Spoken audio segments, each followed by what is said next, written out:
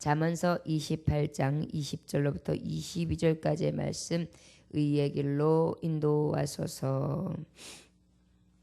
28장 20절로부터 22절까지 찾으셨으면 함께 합독하시겠습니다. 시작. 충성된 자는 복이 많아도 속히 부하고자 하는 자는 형벌을 면하지 못하리라. 사람의 낯을 보아 주는 것이 좋지 못하고 한 조각 떡으로 말미암아 사람이 범법하는 것도 그러하니라. 악한 눈이 있는 자는 재물을 얻기에만 급하고 빈궁이 자기에게로 임할 줄은 알지 못하느니라. 아멘. 함께 기도하겠습니다. 하나님 아버지 감사합니다. 아버지 의의 길로 인도하소서. 충성된 자는 복이 많다 말씀해 주시고 아버지 불의한 자가 불의한 삭슬 구하며 사람의 낯을 통하여 아버지 범법한다는 것 하나님이 기뻐하시지 아니하는 불의한 길이라 알려주시고 악한 눈을 가지고 재물을 얻기에 급급한 자가 아니라 오직 의의 길로 가는 자 복이 있다 말씀하십니다.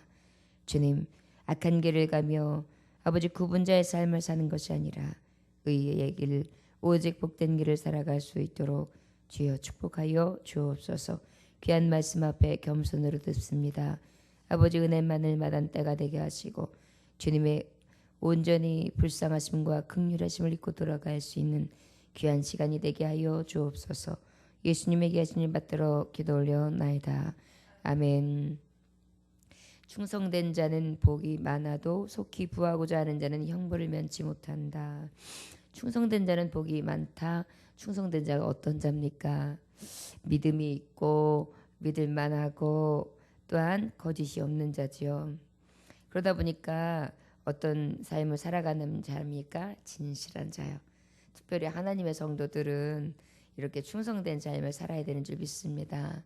사람이 보던 보지 않든 누가 인정해주던 인정해주지 않든 어떻게 살아야 한다고요? 믿음이 있고 믿을만하고 그리고 거짓도 없고 늘 그 마음이 의로운 마음으로 신실하고 진실한 마음으로 가득한 사람의 마음을 말씀합니다. 충성된 자가 복이 있다라는 것은 왜 그렇습니까? 하나님께서는 이러한 충성된 마음, 믿을만하고 거짓이 없고 진실한 자의 마음을 우리 하나님은 기뻐하세요. 그래서 그러한 자에게 하나님이 주시는 축복이 있는데 그 복이 바로 무엇입니까? 심령의 평안함이 있고 기쁨이 넘치게 하고 또한 그것으로 인하여 영혼이 잘된 것 같이 범사가 형통하며 강건해지는 축복까지 주시는 거예요. 그러다 보니까 어떻게 합니까? 따라서 오는 것이 몸의 건강함이요. 그래서 그 육신의 건강함도 주시니까 그것을 통하여 우리가 건강함을 믿으니까 열심히 일하게도 되고 의욕도 생기죠. 그러다 보니까 물질의 여유도 생겨요. 그 다음에 우리가 말씀에 보면 많은 약속들이 있지만 신명기서 28장에 보면 어떤 말씀이 있습니까? 몸의 건강, 평안과 기쁨, 또 물질의 여유, 아내와 자녀들이 잘 되는 복을 주시죠. 그래서 어떻게 말씀하시고 있어요? 들에서 복을 받고 자녀들이 복을 받고 토지 소산의 복을 받고 우양이 복을 받고 떡반죽 그릇까지 복을 받고 들어가도 나가도 복을 받고 정말 만 가지의 복을 축복해 주시고 계시죠. 바로 신명기서 28장 1절로부터 6절까지의 약속이거든요. 바로 이렇게 충성된 자, 하나님을 경외하며 아버지의 말씀 계명을 지켜서 늘 성실하게 믿을만하고 진실하고 거짓되지 아니하고 하나님의 가지고 있는 심령을 날마다 새롭게 함으로 그러한 삶을 살아가는 자 하나님이 복되게 하신다. 그런데 그러한 자에게 하나님이 신명기서 28장의 복을 우리에게 약속해 주시고 계시지요. 그런데 반면에 이러한 자는 복이 많아도 속히 부하고자 하는 자는 형벌을 면치 못한다. 어떤 자입니까? 기회주의자요. 한탕주의자요. 노력이나 성실로 이루어지는 것이 아니라 아이고 어떻게 하면 팔자를 고칠까? 어떻게 하면 대박을 칠까? 어떻게 하면 좀 내가 정말 살아가면서 완전하게 어떠한 기회를 얻을까? 이러한 생각을 하는 자를 얘기하죠. 그러다 보니까 그의 마음은 어때요? 늘 부정한 방법을 모색하게 되어 있어요. 여러분 성실해서 성실하기라는 사람은 땀의 수고에 대해서 결정체를 얻기 때문에 일을 하지 않거든요. 근데 어떻게든지 짧게 얻으려고 그러면 어때요? 내가 돈 놓고 돈 먹는다. 그래가지고 내가 어떤 것을 투자해서 내가 이만큼을 얻는다. 이만큼 얻는다는 것은 그래도 양심적인 거죠. 내가 이만큼을 얻으면 이만큼을 얻는다. 불로소득을 자꾸 구하는 것이에요. 불의한 방법. 그러다 보니까 투기하려고 그래요. 그러다 보니까 그의 마음에는 부자가 되려고 하는 마음 때문에 뭐 어떠한 수단과 방법 뭘 통해서든 돈 모으는 데는 최고로 두는 거예요. 이런 사람이 정정당당한 삶을 살겠습니까? 믿을만 하겠습니까? 이런 마음은 이런 사람은 믿을만 하지 못해요. 여러분, 항상 기회를 노리는 사람은요, 이 기회주의자이기 때문에 사람들을 밟고 일어서는 기질이 있어요. 이런 사람들은 사람을 넘어뜨려요. 그러니 이런 사람들이 어떻게 의로운 부분을 발견할 수 있겠습니까? 하나님을 두려워하지 않는 자지요. 계명에 순종하지 않지요. 의보다는 세상 물질에 가지고 마음을 두죠. 이런 사람의 어떤 마음으로 충만하겠어요. 그저 시기하고 질투하고 저 사람이 잘 되면 나도 이 사람이 잘 되면 여러분, 그 사람들이 늘 왜 실패하느냐면 어떤 사람이 열심히 정말 연구하고 열심히 걱정하고 열심히 염려하고 열심히 연구하고 열심히 성실로 열심히 일하고 난 다음에 거기에 노하우가 생겼어요. 그래서 이거 하면 참 좋겠구나 싶어가지고 탁 처음에 시작했는데 그게 맞아 떨어진 거예요. 그런데 이제 그러다 보니까 한 사람 두 사람이 흉내를 내가지고 장사를 한단 말이에요. 그 사람들까진 괜찮았어요. 그런데 그 다음부터는 이거 하니까 돈 벌더라 해가지고 그냥 너도 나도 하기 시작하는 거예요. 그땐 뭐예요? 이미 때가 늦은 거예요. 이러다 보니까 올리는 무슨 때처럼 결국은 그 때들은 아무것도 얻지 못하고 다 실패해가지고 사업도 말아먹고 삶도 말아먹고 다 아무것도. 왜 그랬어요? 누가 된다 그러니까 일확천금을 얻을 것 같았거든요. 그 길을 따랐거든요. 근데 그 결과가 무엇이었어요? 실패였죠. 저와 여러분, 속히 부하고자 하는 자는요, 하나님이 그 마음에 하나님 두려워하는 마음이 없는 거예요. 우리 하나님 어때요? 부지런히 일하는 자, 성실한 자의 편이라고 말씀했잖아요. 근데 이러한 도둑놈 심포를 가지고 있으니 잘 될 턱이 있습니까? 그러다 보니 이 계명을 어기는 자의 삶은 어때요? 늘 정죄를 받는데 누구의 정죄를 받아요? 하나님 아버지 심판을 받게 돼요. 그래서 우리는 어때요? 늘 정말 일한 것만큼의 소득을 구하고 그러다가 열심히 일했는데 무엇인가 그 이상하게 따라오면 정말 감사하다. 축복으로 받으면 되지만 내가 그 복을 받기 위해 가지고 막 따라가면서 어떤 방법이든 나만 되면 돼, 나만 이루면 돼 이래가지고 그냥 옆에 사람 비켜 내몰면서 자기만 앞장서서 가다 보면 결국은 제가 넘어져서 그것으로 인하여 굉장히 어려운 일을 만난다. 결국은 하나님의 뜻은 잠언서 16장 8절에 보니까 적은 소득의 의를 겸하면 많은 소득이 불의를 겸한 것보다 낫다 이렇게 말씀하고 계시거든요.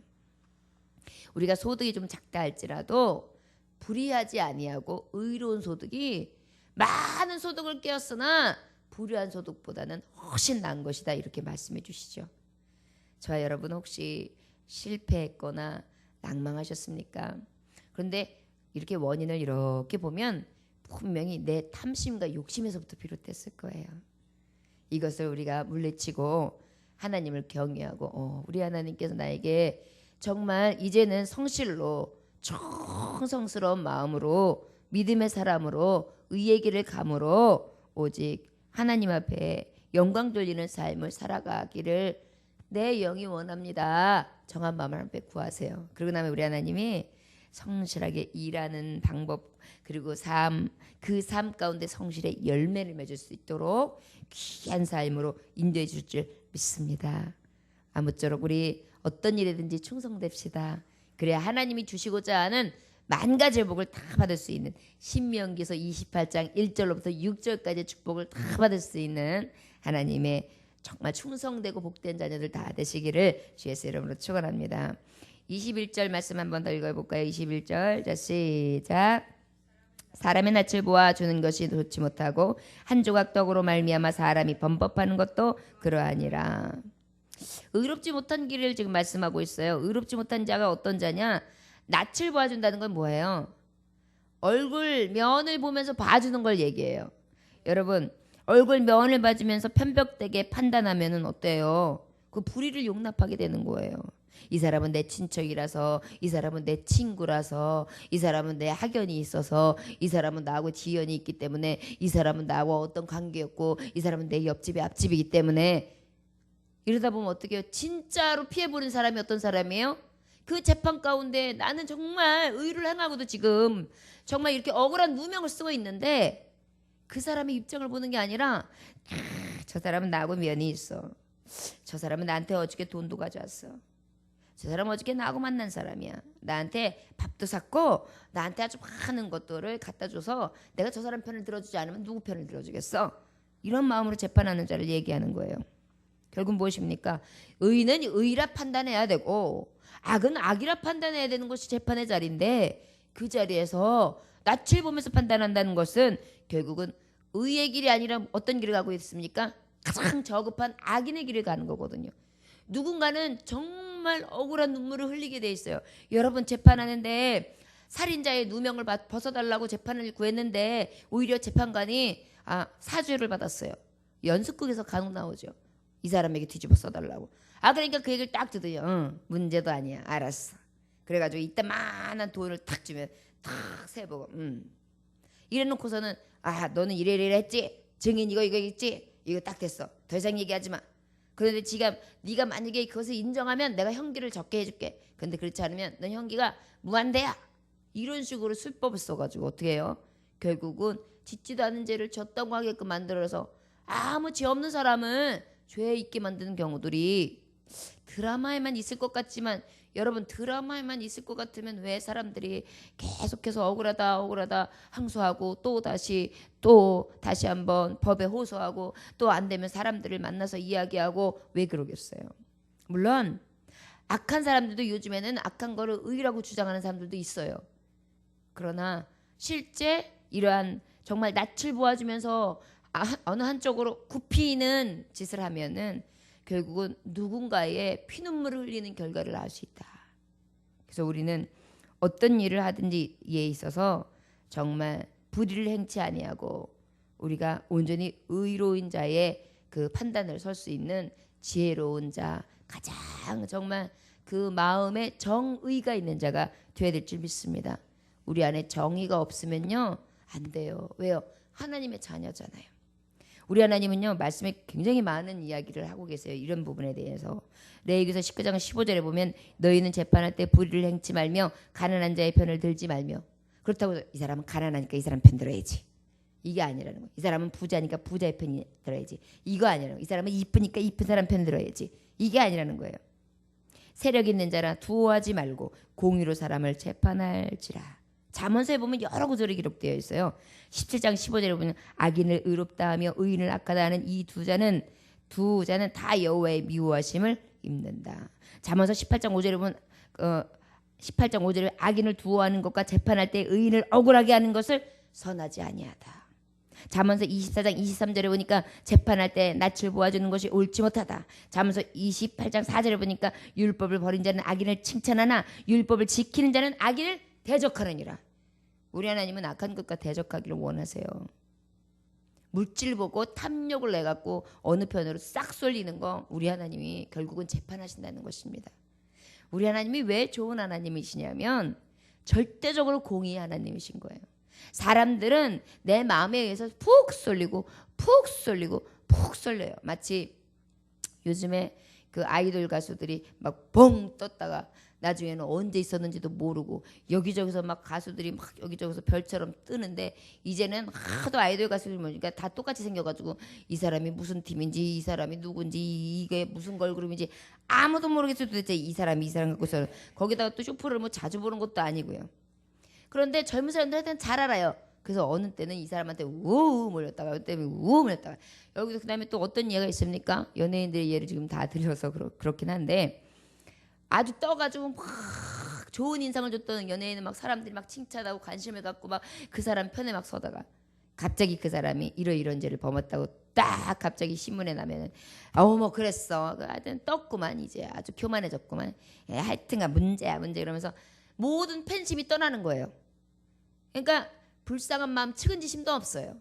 그냥 한번 훅 붙다가 훅 떴다가 마음이 늘 같지도 않고 그 사람들의 잘못을 두어하라는 뜻이 아니라 우리의 요즘에 세상 풍조가 뭐냐면 그저 그냥 냄비가 우 끓으면 훅 끓었다가 팍 끓어놨다가 나중에 그냥 그것이 식으면 훅 꺼져가지고 언제 끓었느냐 싶을 정도. 그런 거 정말 보기 안 좋지요. 저와 여러분, 하나님의 사람들은 어때야 합니까? 권력자, 부자의 낫 이런 것들로 인하여 굽게 하는 것이 아니라 뇌물 이것들을 기뻐하고 판결을 할 때 어느 쪽으로 치우치는 것이 아니라 오직 하나님의 성도들 만이라도, 물론 모든 법관들이 그렇다는 것이 아닙니다. 법을 지키지요. 그러나 만약 설령 이러한 자들이 있다면 하나님이 그러한 자를 심판하실 것입니다.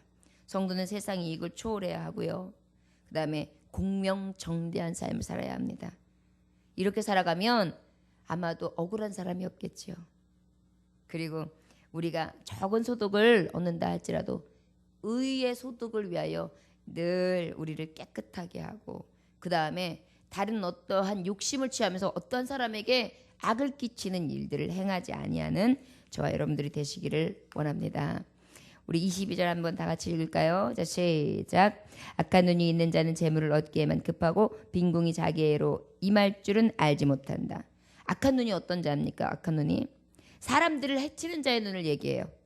여러분, 강도의 눈빛 한번 보셨습니까?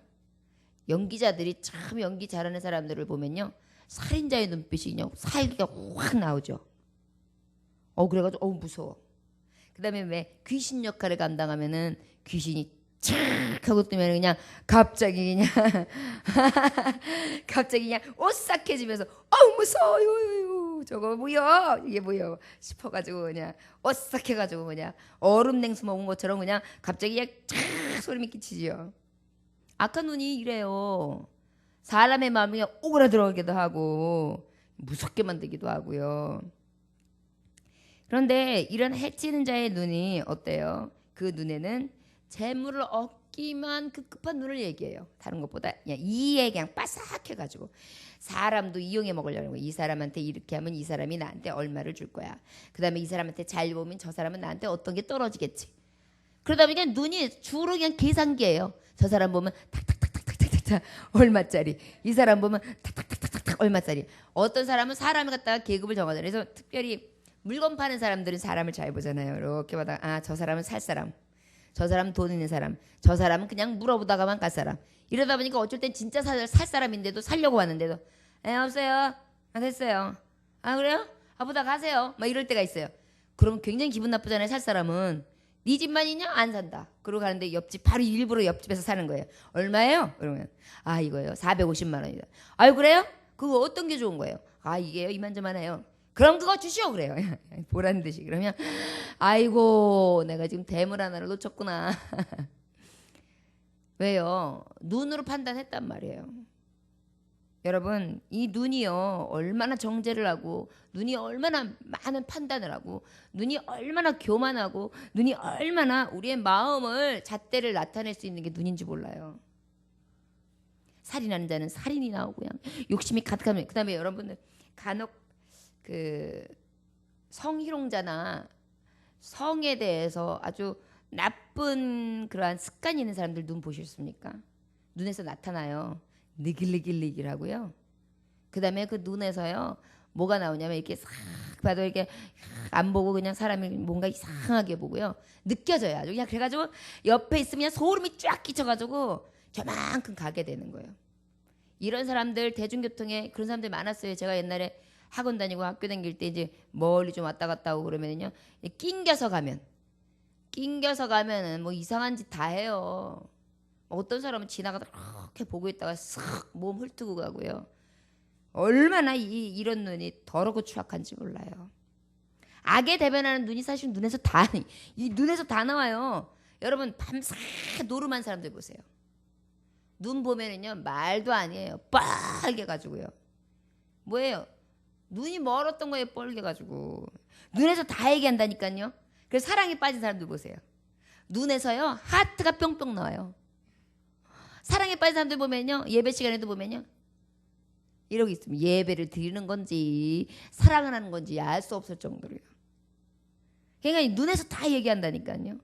말씀 들을 때도 마찬가지예요. 말씀을 사모하면서 듣는 사람은요 말씀에서 불티가 나요. 그러면서 그냥 웃었다가 또 그다음에 아주 경청했다가 그다음에 아주 그냥 나한테 빨려 들어가가지고 눈을 막 부르르 떠면서 막 그 표정이나 이 눈빛에서 다 나오거든요. 근데 벌써 관심이 없고 그냥 들은 사람 눈이 개심풀이 얘가 눈이 이래가지고 총기도 하나도 없으니 너는 말해라 뭔 소리냐 이래요. 눈에서 다 얘기해요. 여러분 사탄 원수마귀하고 이야기해가지고 왜 신유의 은사 있는 분들이 너 나 쳐다봐 이래요. 그런 다음에 눈을 딱 바라보면서 기도해요. 그러면 갑자기 개거품을 물면서 이야기하는 경우도 있죠. 요즘에는 그러한 은사적인 역사들이 많이 안 나타나는데 70년대 이 80년대 초반에는요 엄청났어요. 그 열기로 사실은 그 성령의 불같은 치유 역사와 은사가 나타나니까 거기서 치료받은 사람들이 전도해가지고 마치 초대교회의 역사처럼 그래가지고 우리나라가 이렇게 부흥의 물결이 일어난 거예요. 이북에서 그냥 불바다가 날아나니까 그냥 밑으로 내려오고 그냥 이 남에서 저 해역에서 불바다가 되니까 그냥 앞으로 전진해가지고 이 나라가 이렇게 십자가가 새빨갛게 꽂혀 있는 거거든요. 눈이요 눈. 그러다 보니까 우리가 눈이 굉장히 중요해요. 제가 얼마 전에 그런 생각이 들더라고요. 야, 제일 불쌍한 사람이 안 못 보는 사람이 아닐까. 캄캄할 때 여러분 한번 안 못 보는 사람들 한번 경험해 보세요. 얼마나 답답한지 몰라요. 여러분 앞에 나갈 때 얼마나 무서울까요? 앞에 계단이 있을지 척척벽력 같은 바위가 있을지 누가 갑자기 지나가다 자기를 탁 쳐서 넘어질지 무방비예요. 무방비. 여러분 아기 때서 태어난 사람도 너무너무 불행한데 중간에 또 그렇게 된 분 생각해 보세요. 앞을 다 보고 다니다가 못 보면서 하나하나 더듬어서 가야 되는 사람들. 그런데 그러면서도 앞일을 몰라. 진짜 앞일을 모르는 거예요. 그분들은. 앞에 갑자기 자전거가 와서 탁 쳐도 모르는 거예요.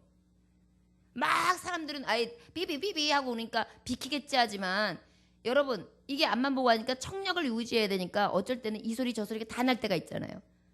그러면 그 소리만 나는 게 아니기 때문에 자칫 다른 소리에 귀 기울이면 이 소리가 안 들릴 수가 있어요. 마치 딴정 피우는 것처럼. 그럼 쳐도 모르는 거죠. 그럼 누가 쳤는지를 알겠어요. 어떻게 되는지를 알겠어요. 제가 근데 그냥 그 생각을 하니까 야, 볼 수 있는 거 이거는 하나님이 주신 최고의 선물이다.